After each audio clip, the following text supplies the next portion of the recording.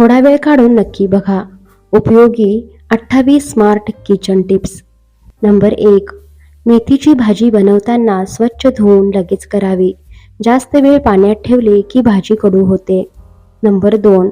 कडधान्याची भाजी करायची असेल तर रात्रीच कडधान्य पाण्यात भिजत घाला. त्यामुळे कडधान्य लवकर शिजतात आणि गॅसची बचत होते. नंबर 3. वरण चविष्ट बनवण्यासाठी ठेचलेला लसूण जास्त घालावा आणि फोडणी दिली की लगेच झाकण ठेवावे. यामुळे फोडणीचा वास वरणाला लागतो. त्यामुळे वरण चविष्ट होते. नंबर 4. काळ्या मसाल्याचे वाटण बनवताना कांदा, खोबरे थोडं थंड झाल्यावरच वाटून घ्या, नाहीतर भाजी कडवट होते. नंबर 5. दही लावण्यासाठी विरजण नसेल तर कोमट दुधात हिरवी मिरची घालून रात्रभर ठेवा.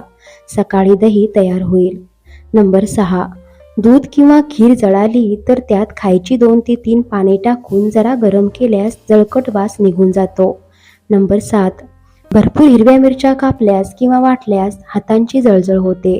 अशा वेळी चिंचेच्या पाण्याने हात धुतल्यास होणारी जळजळ थांबते. नंबर 8. भजी किंवा वडे तळताना नॉनस्टिक कढईऐवजी लोखंडी कढई वापरावी. नंबर 9. लोणी काढताना चमचाभर साखर घालून फेटल्यास लोणी जास्त निघते. नंबर 10.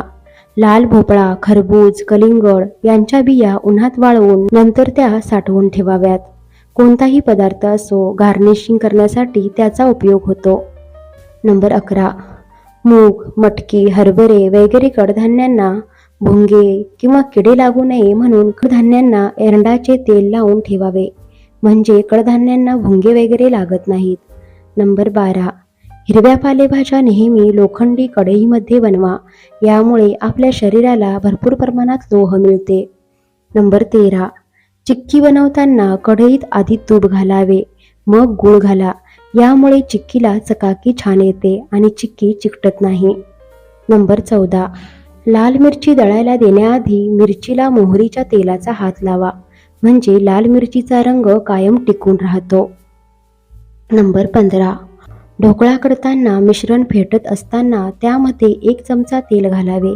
त्यामुळे ढोकळा खाताना जास्त कोरडा लागत नाही आणि स्पॉन्जी ढोकळा तयार होतो. नंबर 16. इडली चविष्ट होण्यासाठी डाळ आणि तांदळाचे एकास 3 प्रमाण घ्यावे, म्हणजे 1 वाटी डाळ असेल तर 3 वाट्या तांदूळ घ्यावे. नंबर 17. दह्याची लस्सी करताना पाण्याऐवजी दुधाचा वापर केल्यास लस्सी चविष्ट होते. नंबर 18. कचोरीचे सारण बनवताना बेसन भाजूनच घालावे, म्हणजे सारण खमंग लागते. नंबर 19. कारले चिरून अर्धा लिंबू आणि मीठ लावून अर्धा तास ठेवावे. त्यानंतर भाजी करावी. यामुळे कारल्याचा कडूपणा निघून जातो. नंबर 20. घरामध्ये चिंचेची गोड चटणी करून फ्रीजमध्ये स्टोअर करा, म्हणजे ढोकळा, समोसे खाताना पटकन घेता येते. त्यात थोडीशी बडीशेप आणि धने घालावे. यामुळे चटणी अप्रतिम लागते. नंबर 21. कुकर लावताना त्यामध्ये 1 चमचा लिंबाचा रस किंवा लिंबाचा छोटा तुकडा टाकावा, म्हणजे कुकर काळा पडणार नाही. नंबर 22. कोणत्याही डाळी किंवा कडधान्य शिजवताना त्यामध्ये थोडे मीठ, 1 चमचा तेल आणि हळद टाकली की कडधान्य छान मऊसर शिजतात. नंबर 23. भजी करताना बेसन पिठासोबत थोडे तांदळाचे पीठ घालून भजी केली तर छान कुरकुरीत होतात. नंबर 24. पुरी किंवा भजी तळताना तेलात मीठ घातल्यास भजी किंवा पुरी कमी तेल शोषतात. नंबर 25. मसालेदार पदार्थांची करी घट्ट करण्यासाठी त्यात तिळाच्या पेस्टचा वापर करावा. नंबर 26. आले जास्त दिवस टिकवण्यासाठी स्वच्छ धुवून पुसून मगच फ्रीजमध्ये ठेवल्यास अधिक काळ टिकते आणि पटकन चिरता किंवा किसता येते. नंबर 27. फुलकोबी बनवताना त्यामध्ये बारीक अशा अळ्या असतात. त्यासाठी तो गरम पाण्यात मीठ टाकून धुवावा. नंबर 28.